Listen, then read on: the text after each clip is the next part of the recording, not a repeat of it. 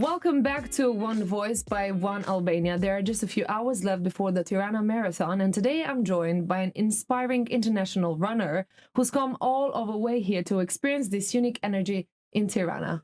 Welcome, Richard Hi. Whitehead.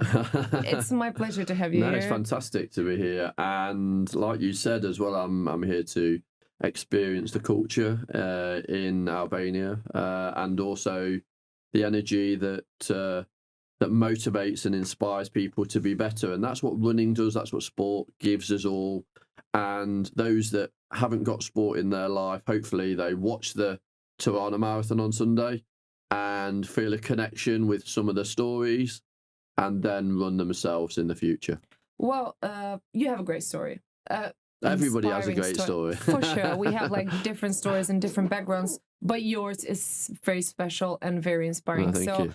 Before I ask you like why you decided to be part of the Tirana Marathon, I just wanted to know a little bit about your journey. Why you started running. So I am a double leg amputee. So I was born with a disability, and when I was growing up, obviously, like, times are tough, lots of challenges and obstacles, lots of barriers that were put in place for me to access not only sport but also education, employment, etc. But it's really important to have representation, and I think growing up I didn't have people that looked like me, that people had the same experiences, or that I could have hope from looking at their story. So it's really important that people like myself from diverse communities, from minority communities, are able to not only be successful and have the platform for success, but also are able to share their story to a wider audience, hence the reason why I am in Tirana and Albania, to be able to showcase that anything is possible. And through sport, I've been very successful, winning Paraolympic gold medals. When you are a champion. Yeah, well, yeah. Let's say that. And without modesty, you're a champion. The fastest leg amputee ever to run a marathon in 2 hours 40 minutes. And I just want to kind of show up and show people that it means a lot to me to come to Tirana. I don't just come here just to participate. I want to show that whatever your barriers and obstacles that you have in life, you can achieve some great things. And I wouldn't say I've been fortunate enough in life. I'd say I've worked hard for what I've done in life. And an advocacy that I've got personally is that you really do need to work hard in life to achieve those goals. And young people today that are listening and young people that we're watching on Sunday, hopefully really resonate with, if you work hard, you achieve some great things. And young people are the leaders of tomorrow. And we need to inspire them to really kind of carry the communities forwards and be more inclusive. And do better. Yeah, we can all do better. And one thing that I talk a lot about is volunteering as well. So volunteering is so important because you're giving your time for free to an organisation, charity or community initiative that helps other people less fortunate than yourself. And that's so important as well, because yes, it's great that we're in employment or we're in education, but if you want to have a real impact, go out there, do some volunteering and connect with a new community, because knowledge is power, but it's what you do with that wisdom which is so powerful. So sport brings people together. Yeah, 100%. It brings people together. And also you get new skills. Yeah, for sure. But here at the Tirana Marathon, we run as one. That's our motto. Like, it's very important. So how does this run as one connect to you? Like, how does this message goes to you and your experience as a runner? Yeah, so important. I think some marathons have a real philosophy about celebrating winners. And I think the Tirana Marathon with the motto, Run as One, means that everybody and everybody's journey is celebrated, which is very important, and also that each and everybody's stories are told. And on Sunday, when you see marathon runners or you see people that are running, please clap and celebrate and shout, because that encouragement goes a long way. And those one or two little words of encouragement will sit with that individual for a long time. And when you have those real tough times in life, you come back to those moments where people support each other.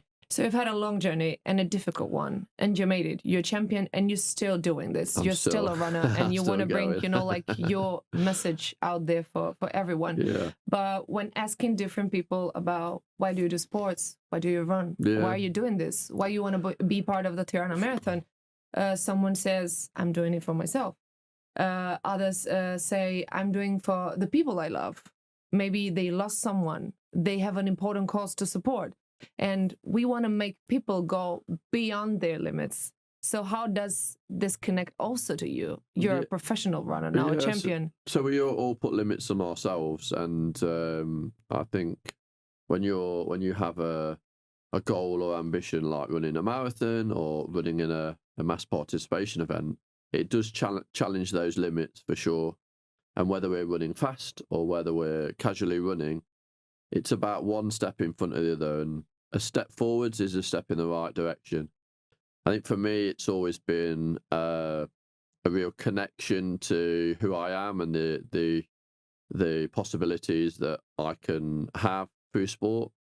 But this year, I'm running 20 marathons all over the world. That's one of my whys. I'm at 18, so this will be my 18th marathon this year.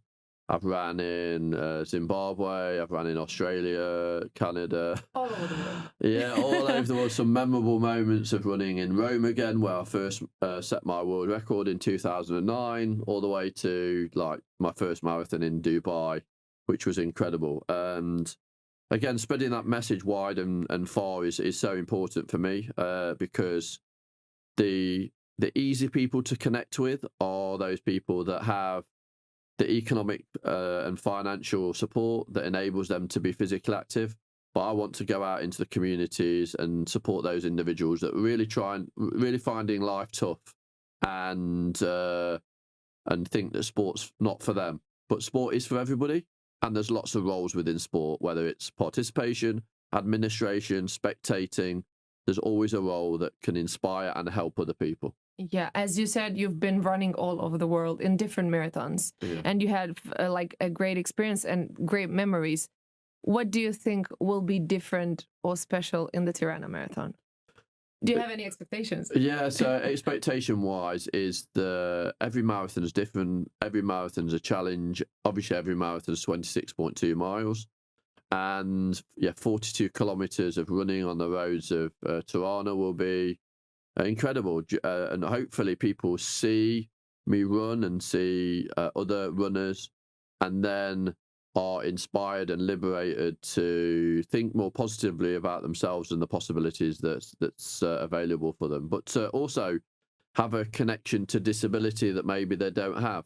For me, a lot of people stay in their own lane and stay in their own communities and might not have seen somebody like myself as a disabled person running, or might not have seen disabled people in a whole. So hopefully I open their world to the possibilities for disabled people and make the world more diverse.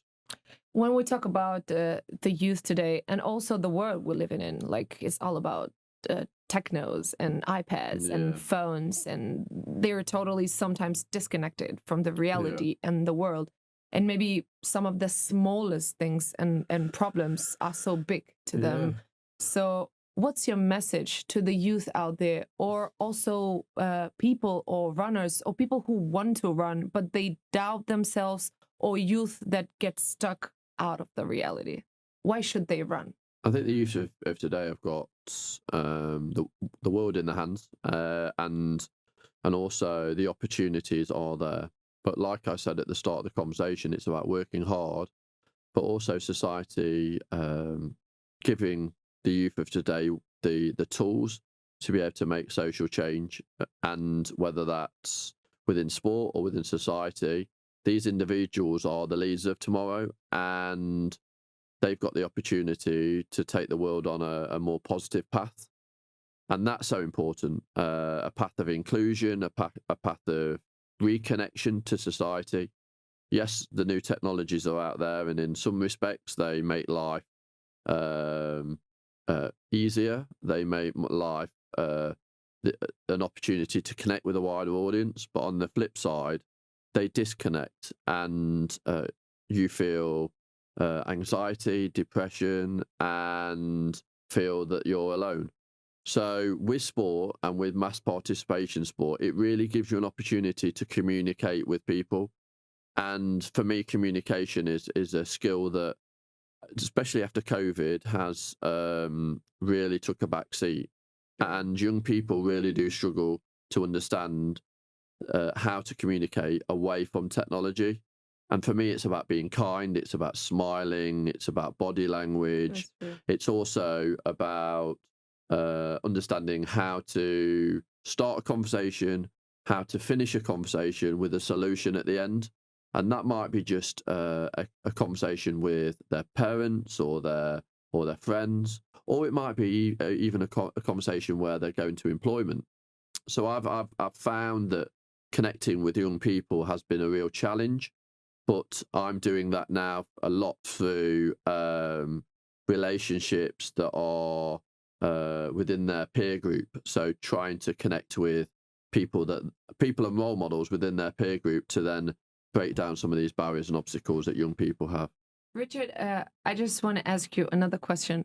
Have you had any moment in your life when you've said, you know what, I'm very tired, I want to quit. I want to quit. This morning I've obviously... I've had enough. I just don't want to do this thing anymore. I've been travelling all over the world and getting on flights and jet lag and running marathons. It can be really tough. But the mind and the body are powerful tools, and like I said before about limitations, we shouldn't put limitations on ourselves, and we should be cheerleaders for ourselves. And nobody's clapping for you, but you have to clap for yourself. Yeah, for sure. For sure. When you're brushing your teeth in that mirror in the morning, celebrate who you are and the successes that you're going to have in the day. And then when you're brushing your teeth at night, so hopefully you'll brush your teeth twice a day, that you celebrate those successes. And a lot of those successes might be small goals, but they're still as important as those big kind of gold medal moments that I have on top of the podium.